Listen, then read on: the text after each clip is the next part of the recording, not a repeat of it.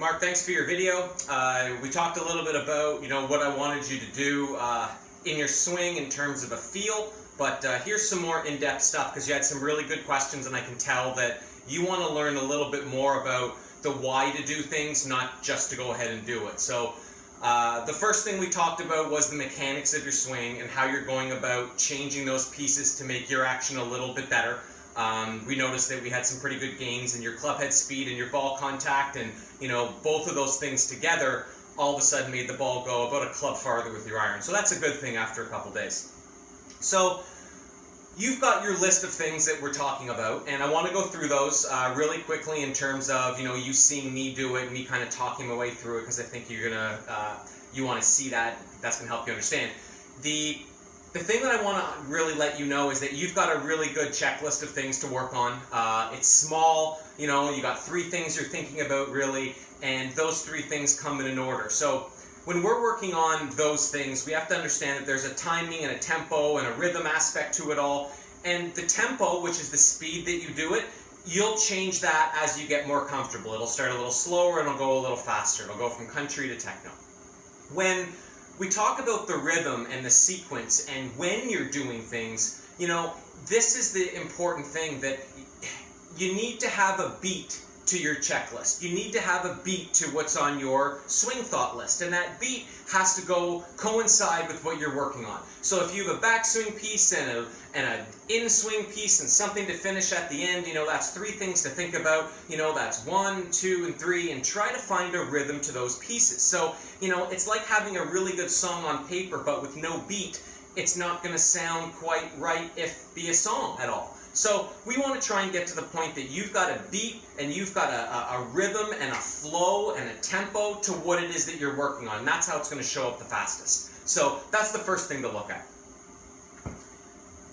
What we talked about in your swing had a lot to do with the power sources and how you went about transitioning from the top of your swing down into impact.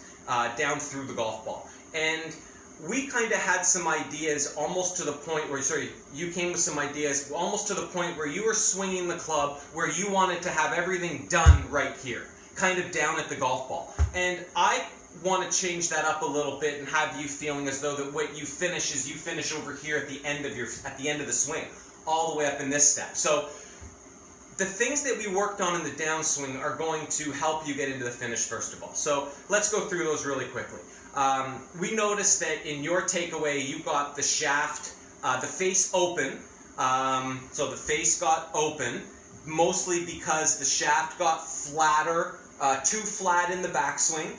And the only way that it can get too flat in the backswing from your perspective here is that as you took the club back, your arms kind of rolled it this way. So you can see that this arm gets higher than that arm a little bit too early in your backswing.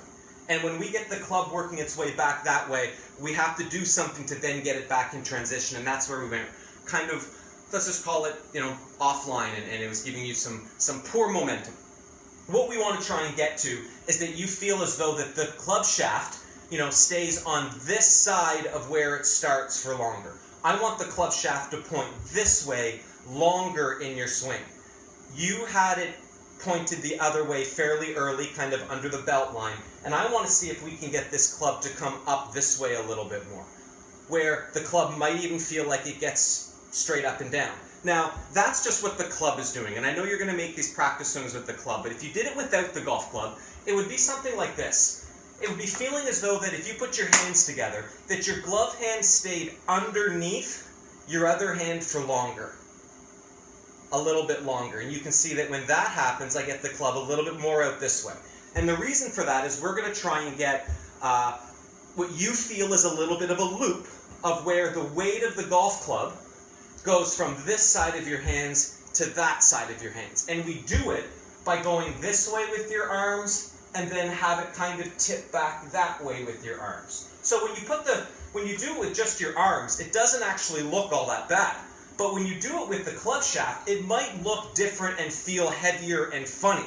Well, that's okay, because when you do it in your full speed motion on your backswing without really thinking about it too much, it's not going to look like it does in your practice. But I need you to get the feeling that as the right arm or the trail arm stays above your lead arm a little longer and the shaft stays out that way longer, that it's going to feel like it's heavier towards your toes, not heavier towards your heels.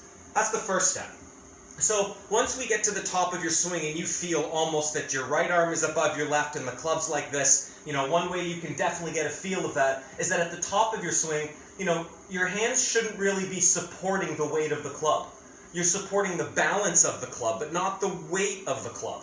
So we can get it up this way, kind of the way that we've talked about it. Now the first thing that I'm looking for you to do is feel as though that you can get your right shoulder closer to your right knee. All right? So we've got this move, and feel as though that as you're coming down, that this shoulder and this knee get a little bit closer together. And at the same time, as this shoulder gets closer to this knee, I want this knee and that shoulder to kind of feel like they start getting further apart.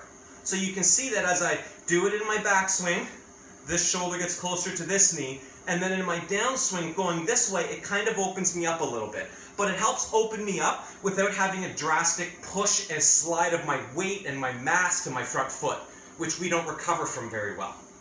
So, we're looking for the heavy of the shaft, all the way up until it's light. We're looking for trying to feel like your right shoulder and your right knee get down close to each other. And then the next thing that I want to work on from here is you feeling like you can swing all the way through until your knees are together. When your knees are together, the swing's done. So we've got right shoulder and right knee get closer together, and then from there, right knee gets all the way over here. You should be facing your target and kind of looking at it this way. Where your arms go, I'm not too concerned right now. We're looking for 1, 2, 3.